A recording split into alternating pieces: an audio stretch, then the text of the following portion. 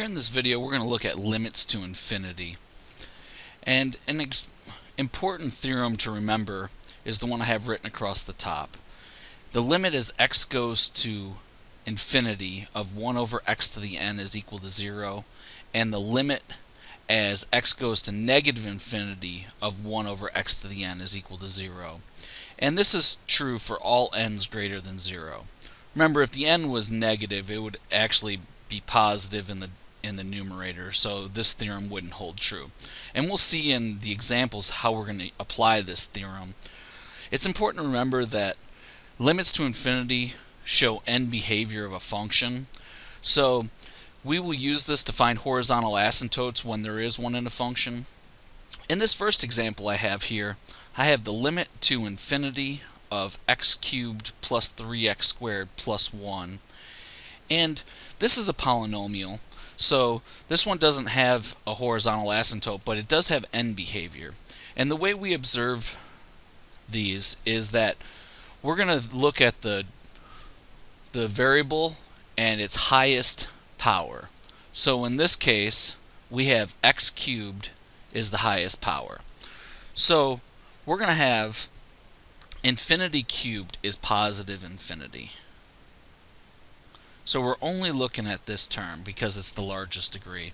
Even if it's written out of order, you always find the largest degree of the variable and input the infinity or negative infinity. Now again, the limit as x goes to negative infinity of the same polynomial. Again, we're still going to look at that first term, the x cubed term. And if you cube a negative number, it's still negative. So our answer will be negative infinity. I drew a rough sketch of the polynomial just so you can see the n behavior.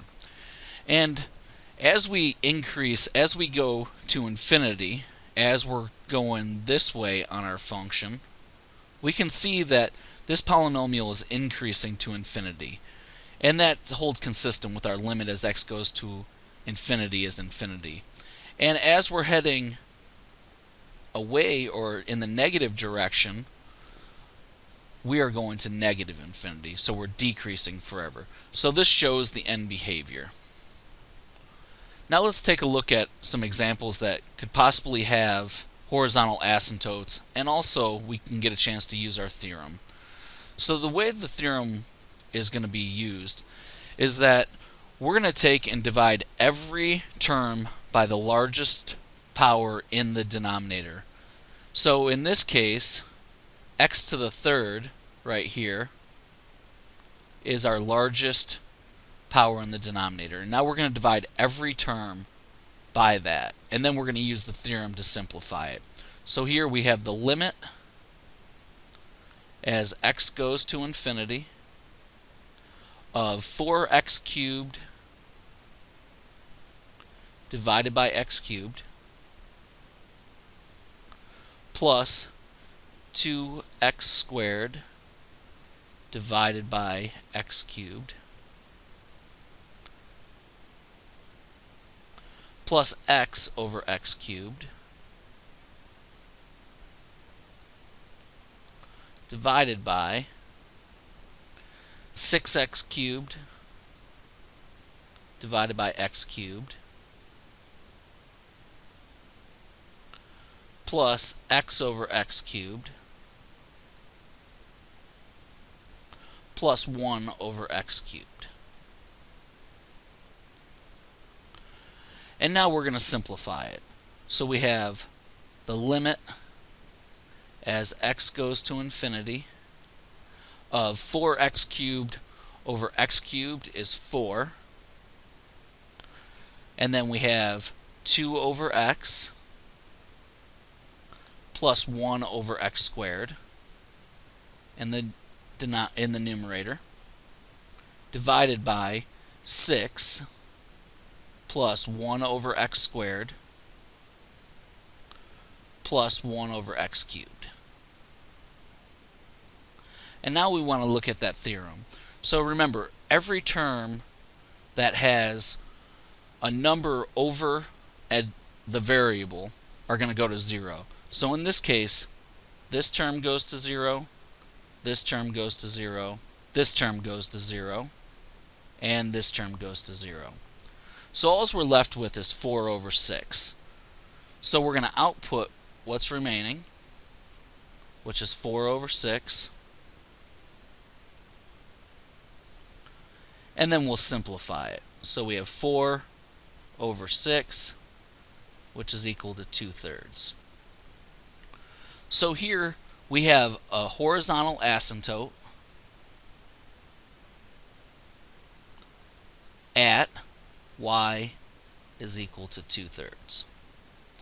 So the end behavior to negative infinity and positive infinity is going to approach y is equal to 2/3. Let's take a look at another example. Here we'll use the same technique. We have the limit as x goes to negative infinity of 8x to the 6th plus 7x to the 4th divided by 4x to the 4th plus 3x cubed. And again, we're going to look in the denominator and we're going to look at which variable has the largest degree, and that's this x to the 4th. So I'm going to highlight it again. And now we're going to divide every term in the numerator and denominator by that. So we have the limit as x goes to negative infinity of 8x to the 6th divided by x to the 4th plus 7x to the 4th divided by x to the 4th all over 4x to the 4th divided by x to the 4th plus 3x cubed divided by x to the 4th. And again, we'll simplify.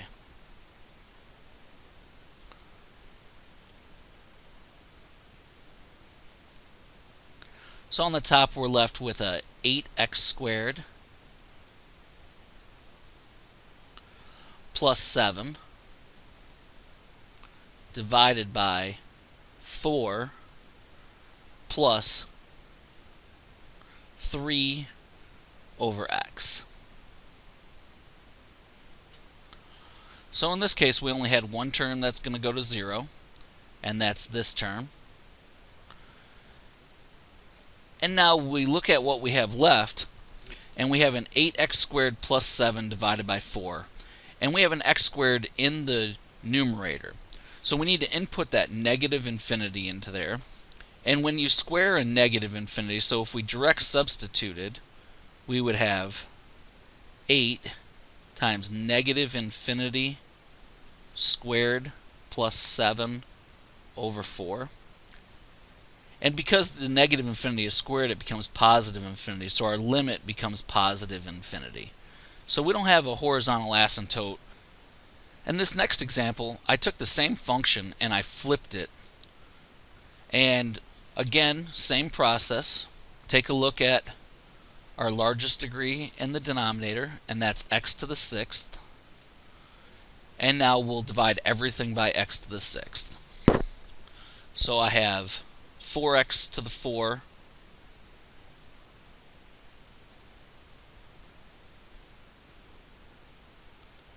divided by x to the 6th plus 3x cubed divided by x to the 6th divided by 8x to the 6th plus 7x to the 4th, and I'm going to divide each term by x to the 6th. And squeeze in the limit notation. It's important to keep your notation going. And then when we rewrite this, we end up with the limit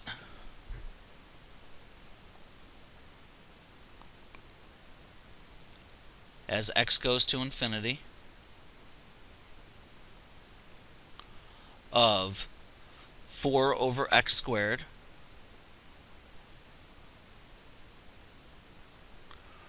plus 3 over x cubed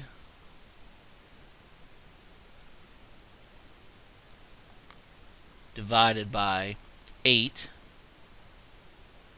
plus 7 over x squared. And now let's take a look at all the terms that go to 0.